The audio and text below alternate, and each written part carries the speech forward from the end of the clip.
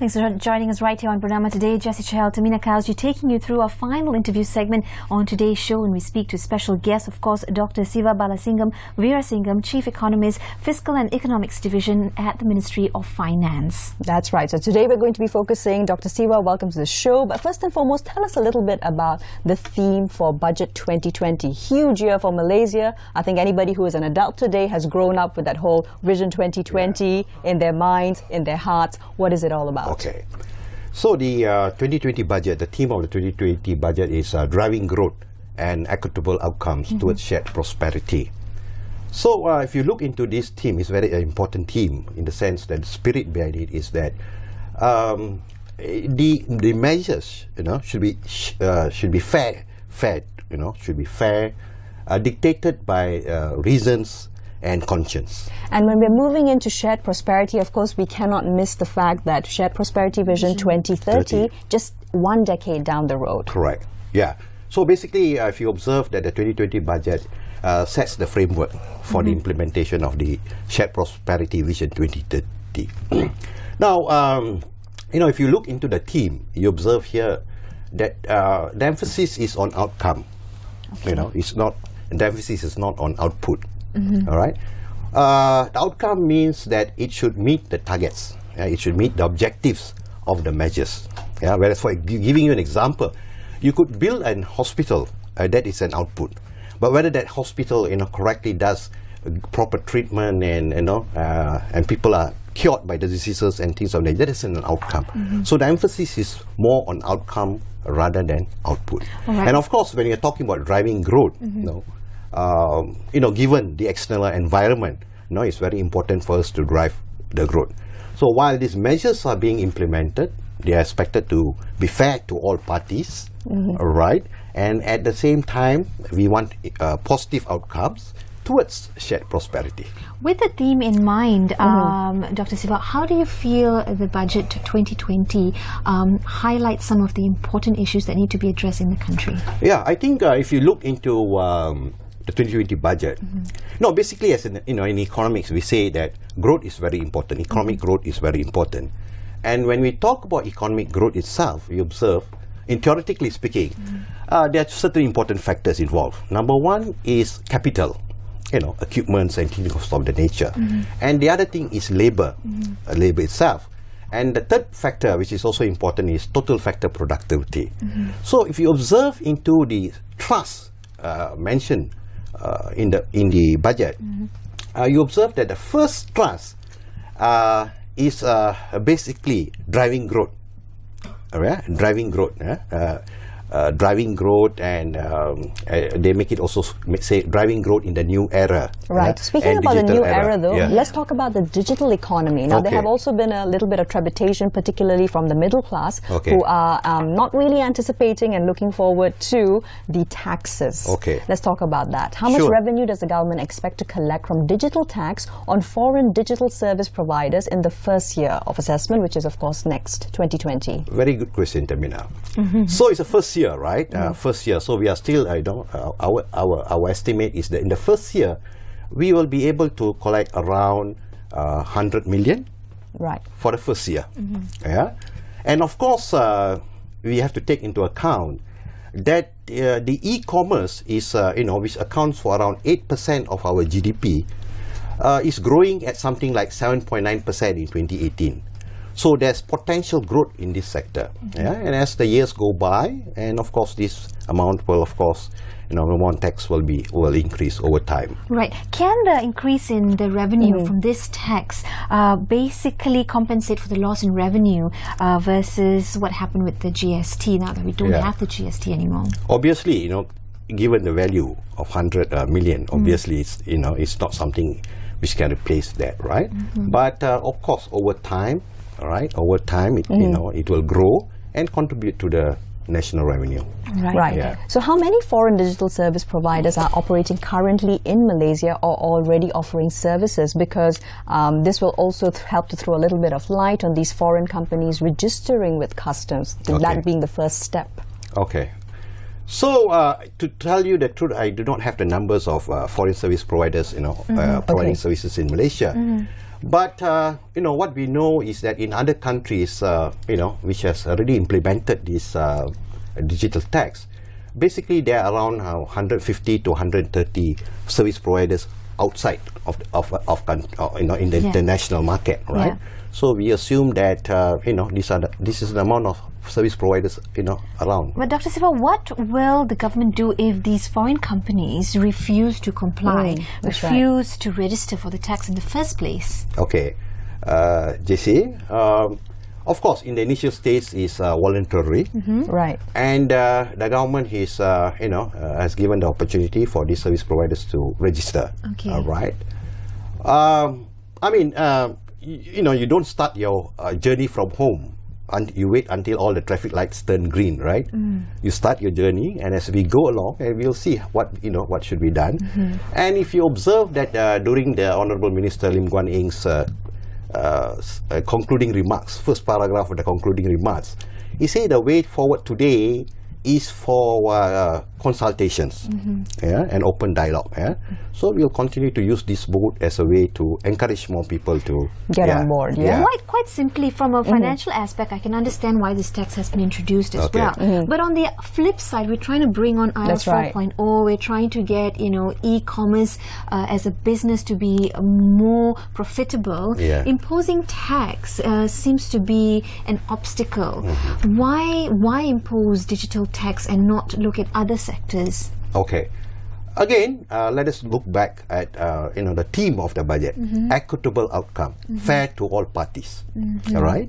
And if you observe that if you download something from a local producer or local homepage of the nature, you are paying taxes, right? And then if you import it from a foreign supplier, you don't pay tax. That's not fair, right? Well, very true, because that is often the bind that you're placed in as a consumer, right? Exactly. Now, of course, there have been greater calls for clarity on the digital tax. Many middle-class Malaysians particularly are quite worried that, let's say if you are someone running a small SME, you want to advertise on Google, on Amazon, Facebook, wherever.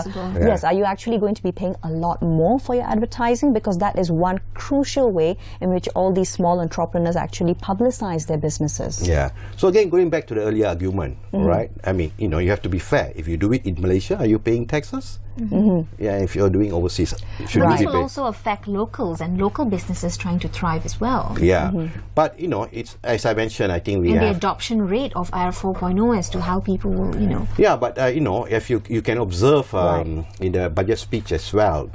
If you look into the first thrust, driving economic growth in the new economy as well as the digital era, the government has come out with several measures. Right, we're talking about IR 4.0. You have, for example, building digital infrastructure. You have building digital contents. You have building digital companies and building digital Malaysians. So there are several measures there, right, which is already available to encourage people to adopt IR 4.0. Right. So it has to be fair. So one of the it has to be fair to all parties. I think that is the Mr. Siva, Dr. Siva, one of the more popular adoptions of IR 4.0, of course, has been e-wallet transactions. And we actually see that even sometimes you go into a weekend market and the vendors are actually accepting e-wallet transactions. It's super up to see that landscape changing as well. And more so now with the budget 2020, there's a rebate for those who use e-wallets as well.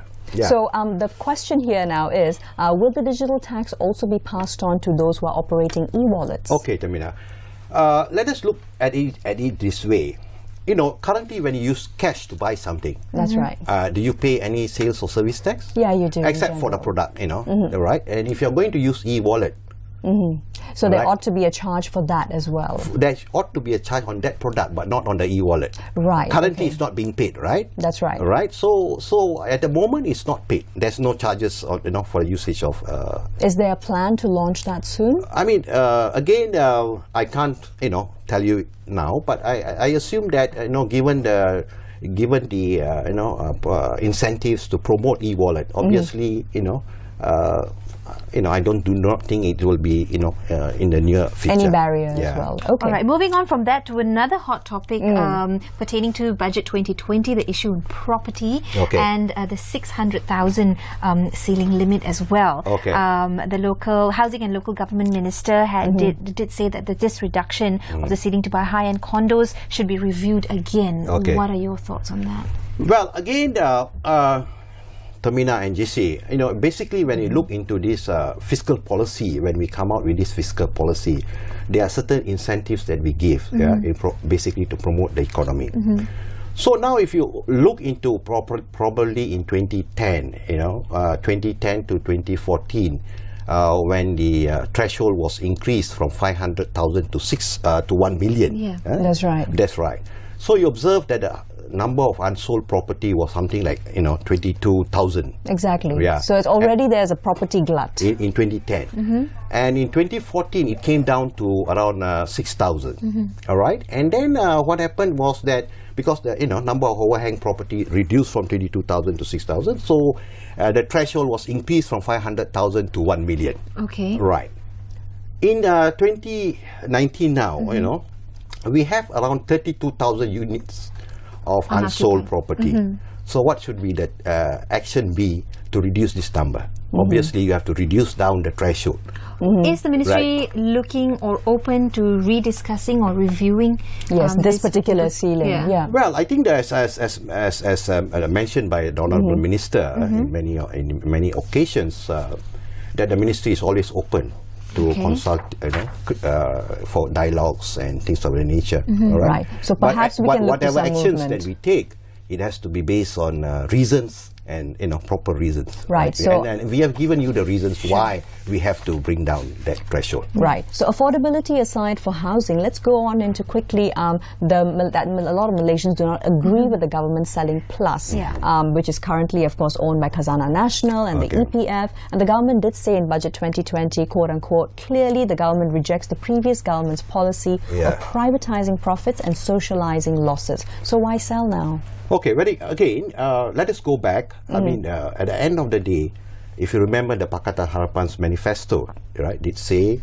that over time, the toll, rates will be reduced, and over a period of time, it will be, So at the end of the day, I think the purpose is to ensure that the people's well-being is taken care of, and I'm sure that you also read that in 2020, but around 1.1 billion ringgit Malaysia, will be saved by consumers by by the reduction in the toll rates of around 18%. So it's going to benefit the consumers, right, the road users. Right. So ultimately, it's for the people, and we have the people are saying that the cost of living is increasing and things of nature. True. Definitely, this is going to help the people to the road users in particular. Bread and butter issues. Yeah. Very quickly, Dr. Siva, before we wrap up, we do, of course, want to touch on this particular issue, which is women's participation in the labour force as well. The government estimates that about 30,000 over jobs will be created for women specifically. Can you give us a breakdown on these sectors and where these jobs will come from? Okay. Very good question. So basically, what happens is that if you look at the current trend, right, the current trend, most of the women are employed in the sales and service sector, or the services sector itself. So this trend will definitely continue into the future, right? And as I mentioned earlier about this digital economy, and the government is giving a push for this digital economy, and I'm sure that this is another area where the women will also be employed in the future. Right. So we're looking at those two sectors, but at the same time, the World Bank's latest Malaysia-based report on breaking barriers for women notes that if women had equitable employment opportunities, the Malaysian economy could go up by 26%. That's right. Yeah. So basically, of course, it's not so much a finance ministry role, but there does need to be a greater move towards reducing gender stereotyping and sexism in the home as well, to allow women to go out into the workforce. And of course, I mean, in the budget, you have seen that reform to the labour law. And there you can see like things like the women's maternity leave has been increased. Baby steps nonetheless. So we have a long way to go. I mean, of course, it's one budget. It's for 1 year. Of course, you don't expect them to solve all the issues. Dr. Siva, without putting you in the spot right now, in very few seconds, can you tell us how we can measure the outcome or the success rate of Budget 2020? Well, the outcome of the Budget 2020, I think ultimately the budget is designed for the people. All right? So how the people feel about the budget, and at the end of the day, are they getting the results that is intended to? Right. And that's the ultimate measure. That's right. All about easing cost of living. And I think at the initial stages we can see that basically the people, the budget is well received to a certain extent. Thank you very much for today, Dr. Siva. And of course, with that focus interview, we end today's show, Bernama Today. We'll see you again next round. All right, take care. Have a great day. We'll see you later.